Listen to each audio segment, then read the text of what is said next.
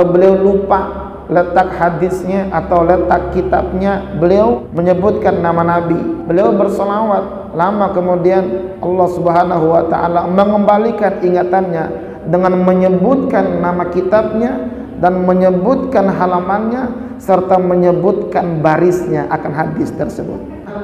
Siapa orang yang selawatnya satu kali, wa rafa'alahu 10 darajatin, dan orang tersebut pun akan diangkat derajatnya oleh Allah Subhanahu wa ta'ala 10 kali tingkatan derajatnya diangkat oleh Allah. Kalau sekarang banyak orang yang selawat kepada baginda Rasul, kalau sekarang banyak orang yang setiap detik mengucapkan salam kepada baginda Rasul, berarti Rasul hidup di sana. Kenapa? Mengembalikan salam daripada umatnya.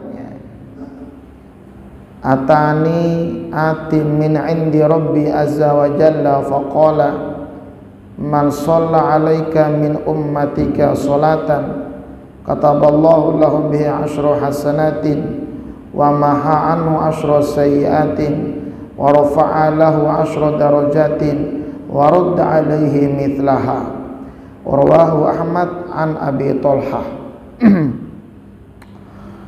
Atani, mendatangi akan saya, kata Nabi, atin, siapa seorang utusan dari kalangan malaikat, min indi, dari sisi Rabbi, Tuhan saya, azza wa jalla, yang maha tinggi dan yang maha agung.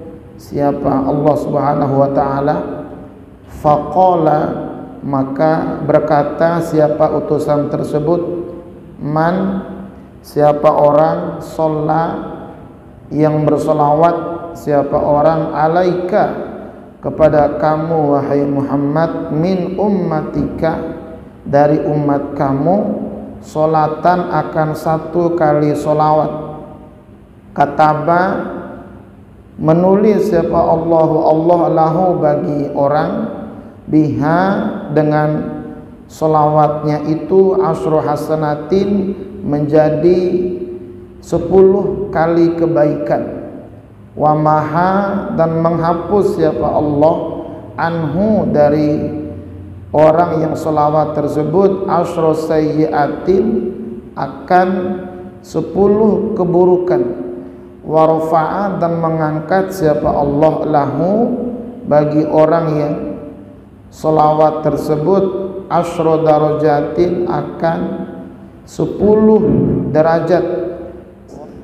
Rawahu, hadis ini diriwayatkan oleh Ahmad, Imam Ahmad, an Abi Thalhah, dari Abi Thalhah.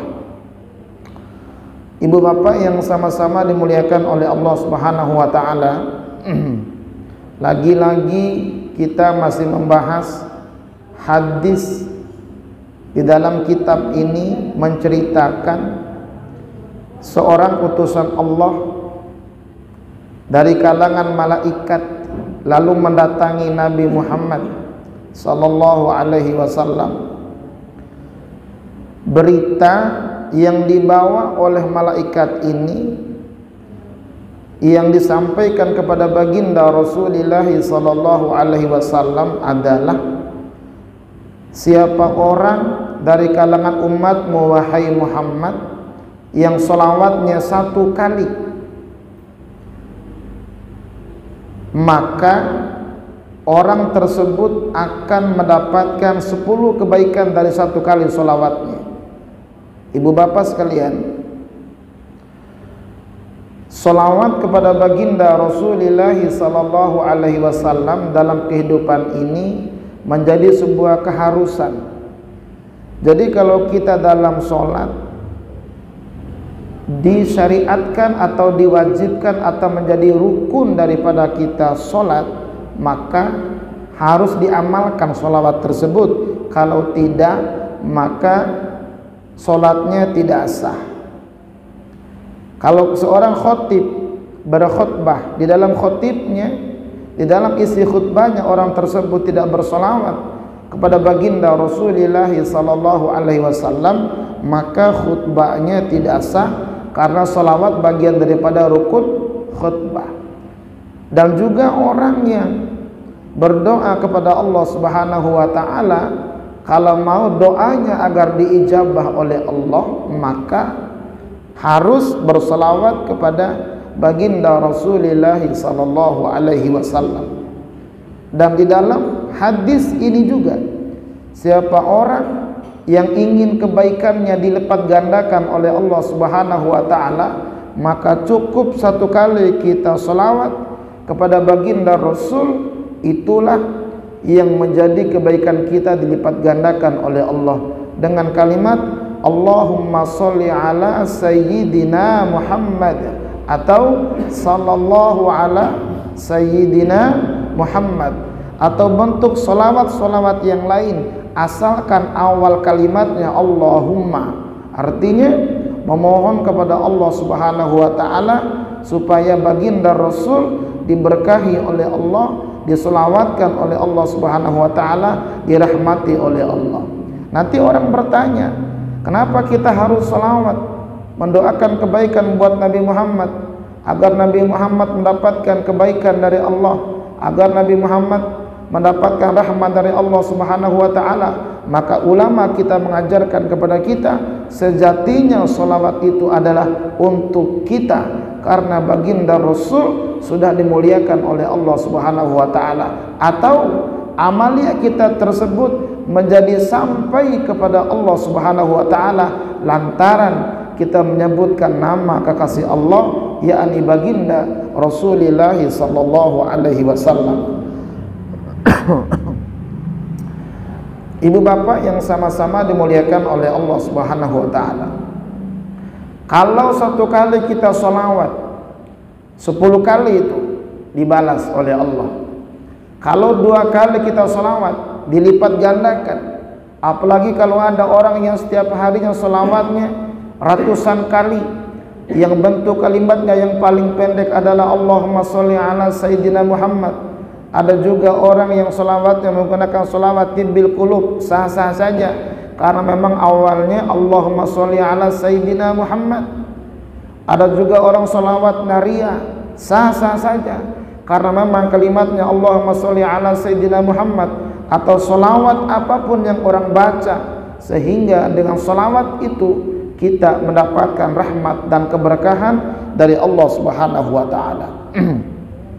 Ibu bapak sekalian, maka selayaknya dalam keseharian kita berselawat kepada baginda Rasulullah sallallahu alaihi wasallam. Sekedar pengalaman saya kalau bertemu sama kita punya guru Kiai Syarif Rahmat itu, kalau mau bertanya hadis, kalau mau bertanya sesuatu, kalau beliau lupa letak hadisnya atau letak kitabnya, beliau menyebutkan nama Nabi, beliau berselawat, lama kemudian Allah Subhanahu wa taala mengembalikan ingatannya dengan menyebutkan nama kitabnya dan menyebutkan halamannya serta menyebutkan barisnya akan hadis tersebut. Nah, ini luar biasanya selawat, dan begitu juga pengalaman orang-orang yang lain. Dan saya yakin ibu bapak yang hadir pada malam hari ini di antara orang yang sudah merasakan bagaimana manfaatnya salawat. Tidak hanya kebaikan kita dilipat gandakan oleh Allah Subhanahu wa taala seperti hadis ini. Lanjutan daripada hadis ini adalah siapa orang yang salawatnya 1 kali wa maha anhu asyra sayyiatin, juga Allah Subhanahu wa taala menghapuskan 10 keburukannya. Allah Subhanahu wa taala menghapus 10 perbuatan dosa. Dengan 1 kali kita sholawat, 2 kali kita sholawat, 3 kali kita sholawat, apalagi sampai orang ratusan sholawatnya setiap hari, maka dosa-dosanya akan diampuni oleh Allah Subhanahu wa taala. Lain daripada itu, lanjutan hadisnya adalah siapa orang yang sholawatnya 1 kali wa rafa'alahu 10 darajatin, dan orang tersebut pun akan diangkat derajatnya oleh Allah Subhanahu wa taala 10 kali tingkatan derajatnya diangkat oleh Allah dengan salawat kita 1 kali. Wa radda alaihi mithlaha, dan juga Allah Subhanahu wa taala akan menerima dan mengembalikan itu kepada kita, diterima dan dikembalikan kepada kita tentang salawat yang kita lakukan itu, jemaah sekalian. Oleh karena itu, di dalam kehidupan ini kita bisa salawat, tidak harus berwudu kalau salawat, terus kita lakukan, begitu di atas kendaraan, atau lagi jalan, atau lagi diam di rumah, atau lagi megang HP, ya kan? Tinggal kita Allahumma sholli ala Sayyidina Muhammad, Allahumma sholli ala Sayyidina Muhammad, Allahumma sholli ala Sayyidina Muhammad. Sederhana sekali jemaah sekalian, sederhana sekali. Kebaikan kita dilipat gandakan oleh Allah, lalu perbuatan dosa kita diampuni oleh Allah, derajat kita diangkat oleh Allah Subhanahu wa taala dengan satu kali sholawat. Dan kalau kita dengarkan cerita aulia, para ulama, orang-orang soleh dengan sholawatnya, bahwa mendapatkan berbagai macam apa yang diinginkannya. Nah, jemaah yang dimuliakan Allah Subhanahu wa taala, ada satu perbuatan kita yang Allah juga lakukan, yakni sholawat.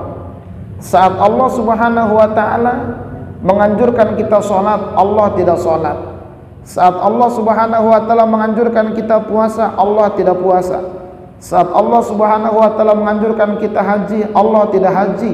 Allah tidak umrah, Allah tidak zakat, Allah tidak berbuat yang baik sebagaimana yang Allah anjurkan kepada kita. Tapi pada saat Allah menganjurkan kita salawat, Allah sendiri bersalawat kepada baginda Rasulullah sallallahu alaihi wasallam. Nah, itulah yang menjadi dalil bahwa salawat itu penting dalam kehidupan ini, apalagi menyebutkan nama Nabi. Sering saya sampaikan lewat ayat Al-Quran, wa ma kana Allahu liyu'adzibahum wa anta fihim. Allah Subhanahu wa taala tidak akan mengadab satu kaum, mengadab satu kelompok, menghukum satu bangsa dan negara selama kamu Muhammad ada di antara mereka. Sekarang baginda Rasul secara jasad, secara maqam adanya di Madinatul Munawwarah, orang-orang datang berbondong-bondong ke sana, jemaah sekalian, berbondong-bondong rebutan sholat di raudhahnya, lalu rebutan jalan melewati makomnya baginda Rasulullah sallallahu alaihi wasallam.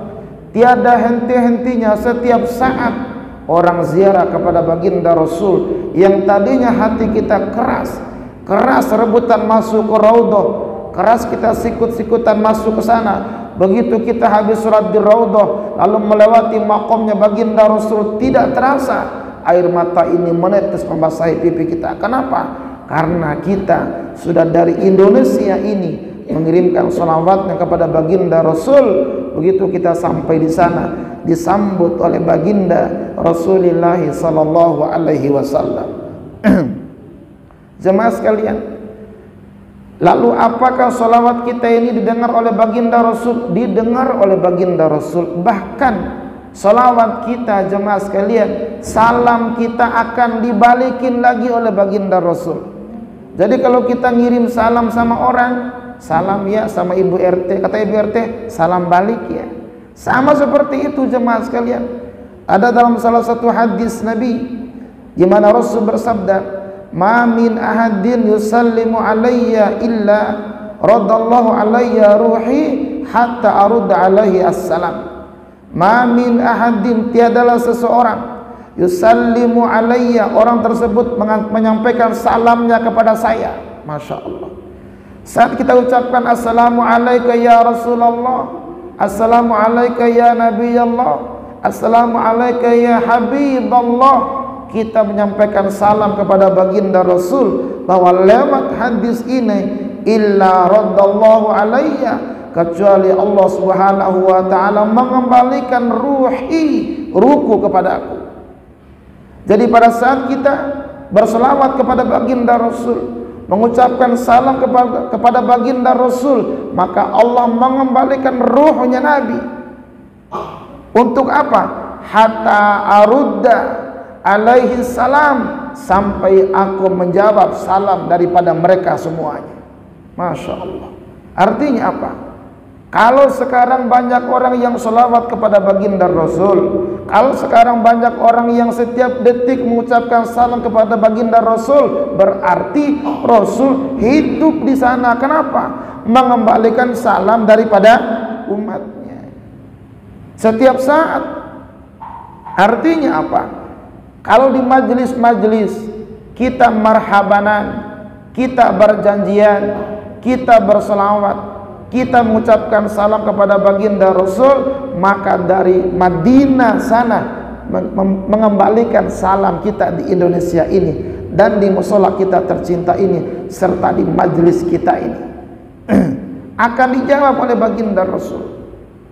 Bahkan dalam hadis yang lain, jemaah sekalian, wa shollu alayya, salawatlah kalian kepadaku, fa inna sholatakum, maka sesungguhnya salawat kalian tablughuni, akan disampaikan kepada saya haitsu kuntum, dimanapun kalian berada. Masya Allah. Dimanapun kita berada, jemaah sekalian, saat kita salam kepada baginda Rasul, salawat kepada baginda Rasul, akan disampaikan kepada baginda Rasul oleh Allah, dan salawat tersebut, salam tersebut dikembalikan lagi oleh Allah Subhanahu wa ta'ala kepada kita. Seakan-akan kalau nanti kita salawat, Allah bilang sama kita, ada salam ya dari Nabi buat kalian, cuma kita nggak dengar saja. Menurut hadis itu demikian, jemaah sekalian. Oleh karena itu kita selalu berselawat kepada baginda Rasulullah sallallahu alaihi wasallam. Saya baca ulang hadisnya tadi biar kita ingat. Atani ati min indi rabbi azza wa jalla faqala man shalla alaika min ummatika salatan kataballahu lahu bi asyri hasanatin wa mahanu asyra sayiatin wa rafa'a lahu asyra darajatin wa radda alaiha mithlaha rawahu Ahmad an Abi Thalhah.